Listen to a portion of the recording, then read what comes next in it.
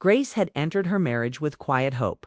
She was young, gentle, and believed that patience could soften even the hardest hearts. When she married Arjun, she knew his family was strict, but she told herself that love would grow with time. She was wrong from the very first week. Her in-laws watched her like judges. Her cooking was never good enough. Her clothes were too simple. Her silence was taken as weakness. "She doesn't speak much," her mother-in-law would say sharply. "Is she hiding something?" Her aunt-in-law would whisper. Grace learned to lower her eyes and endure. Her husband rarely defended her. Arjun believed peace meant silence.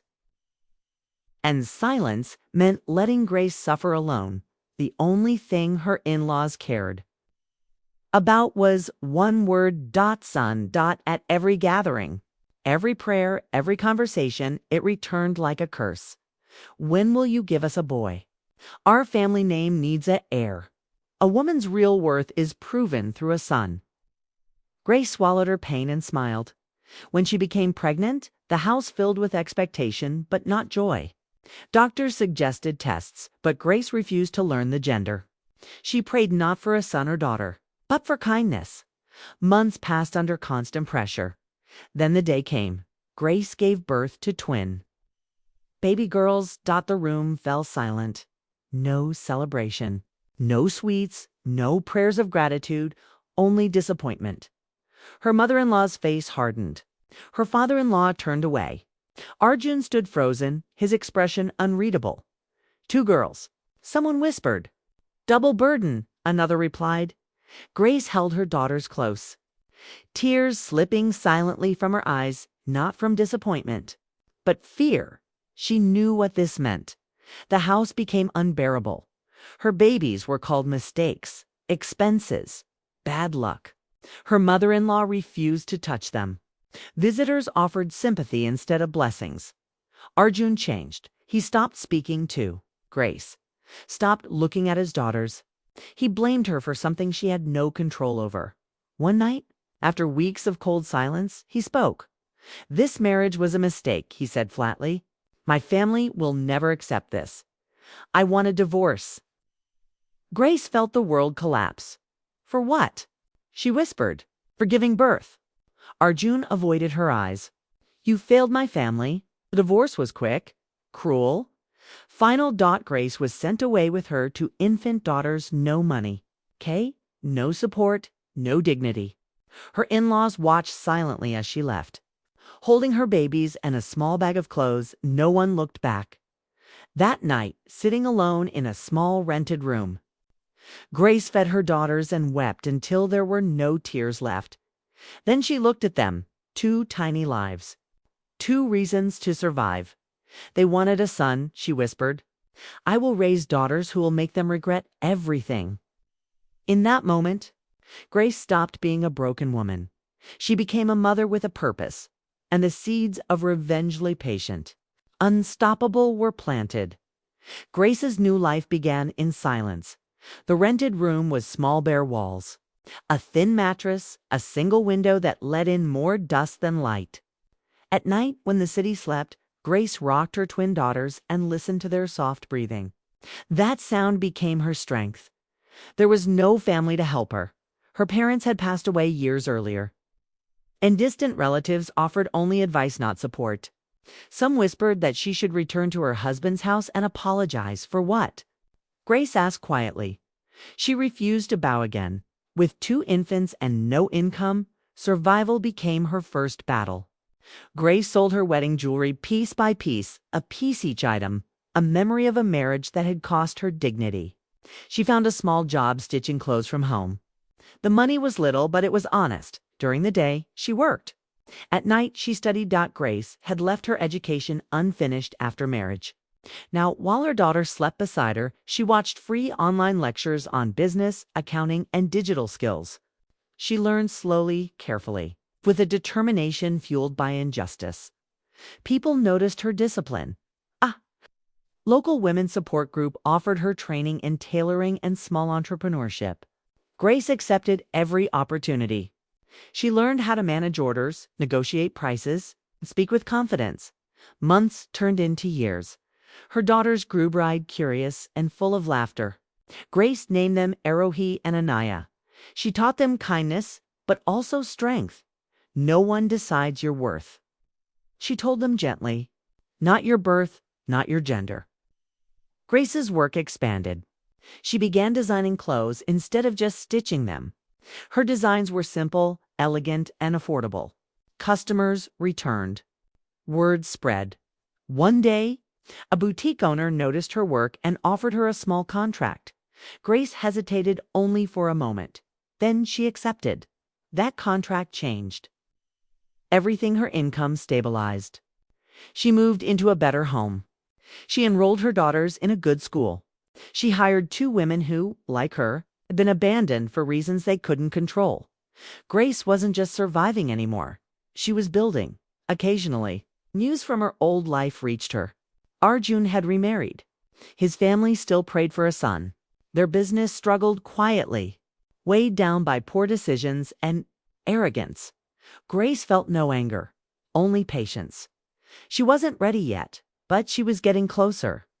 Late one evening, while reviewing accounts, Grace received an email invitation to a regional business expo and event that would bring together suppliers, investors, and industry leaders. She stared at the screen. The same expo Arjun's family attended. Every year, Grace closed her laptop slowly. She looked at her daughters. Asleep beside her. They threw us out because you were girls, she whispered.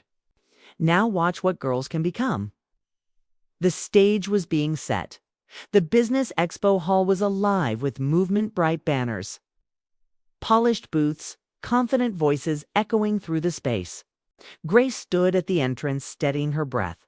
She had not stepped into this world in years, not as a wife, not as someone's burden, but as a businesswoman. Her stall was modest but elegant. The designs she displayed reflected her journey's strength woven into simplicity. Visitors stopped, touched the fabric, asked questions. Grace answered calmly, confidently. Then she saw them. Arjun's family. His mother moved with the same sharp pride. His father followed silently. Arjun walked beside his new wife, scanning the hall with practiced arrogance. They hadn't noticed her yet. Grace didn't hide. She waited. By midday, her stall drew attention from a group of investors impressed by her ethical production model and consistent growth. They asked about expansion, about partnerships. Grace spoke without hesitation. That's when Arjun's mother heard her. Name, she turned. The color drained from her face. Grace. She whispered. Arjun followed her gaze. Their eyes met across the crowded hall. Time froze. Grace did not look away. She smiled, not cruelly, not proudly, but with calm certainty. Arjun walked toward her, disbelief in every step. What are you doing here? He demanded quietly. Grace gestured to her stall. Working. His new wife stood awkwardly behind him. His parents hovered, uncomfortable. This is your business? His mother asked sharply. Grace nodded. Yes, mine. They said nothing. Later that afternoon, a speaker took the main stage to announce the top emerging entrepreneurs of the year. Grace wasn't expecting anything. When her name was called, the room erupted in applause. She walked to the stage with steady steps, heart pounding, not with fear, but with triumph. From the stage, she saw them. Her former in-laws sat frozen. Arjun stared, his face unreadable. His new wife looked confused. Grace spoke briefly about resilience, ethical growth, and second chances. She did not mention her past. She didn't need to after the ceremony. Investors approached her with offers. Media requested interviews. Grace's stall became the most visited corner of the expo. Arjun tried to speak to her later. Grace, I didn't know you were capable of this, he said quietly. Grace looked at him, then really looked at him. I was always capable, she replied. You just needed a son to believe in value. She turned away. For the first time, Arjun felt small. Grace returned home that evening to her daughters. She hugged them tightly, tears in her eyes, not of sadness, but victory. But her journey wasn't finished. The real closure was still coming. Grace's success after the expo was not temporary excitement. It was momentum. Within months, her business expanded beyond regional borders. Investors backed her ethical production model, impressed not only by profits, but by purpose. Grace registered her brand officially, opened a small manufacturing unit, and employed dozens of women, many abandoned, many silenced. Many told they were not enough. Her twin daughters grew up watching their mother lead with quiet strength. Arohi became curious and analytical, always asking why. Anaya was expressive and bold, never afraid to speak her mind. Grace encouraged both. Never let anyone decide your value, she reminded them. Not society, not family. Meanwhile, Arjun's world unraveled slowly but publicly. His family business suffered losses. Investors pulled out. Their obsession with image had blinded them to competence. Arjun's second marriage brought no son-only tension. The same cruelty that once targeted Grace now poisoned his new home. One evening, years later, Grace received a letter. It was from Arjun's mother. The words were stiff, formal, humbled. "We were wrong. We ask for forgiveness." The girls. "Bring them to meet us." Grace folded the letter calmly. She did not burn it. She did not reply. Forgiveness, she knew, was not demanded, was earned. At a national women's leadership conference, Grace stood on stage holding an award for Entrepreneur of the Year. Her daughter sat in the front row, eyes shining with pride. In her speech, Grace said only this: "They said my daughters were a burden. Today, they are my strength." The world doesn't need more sons. It needs more humanity. The hall rose in applause. Somewhere, Arjun watched the broadcast alone, the woman he divorced for giving birth. Two daughters had become everything he never could. Grace returned home that night to laughter, warmth, and peace. She had not taken revenge with cruelty. She had not destroyed lives. She had simply risen so high that those who pushed her down could no longer reach her, and that was the most complete revenge of all.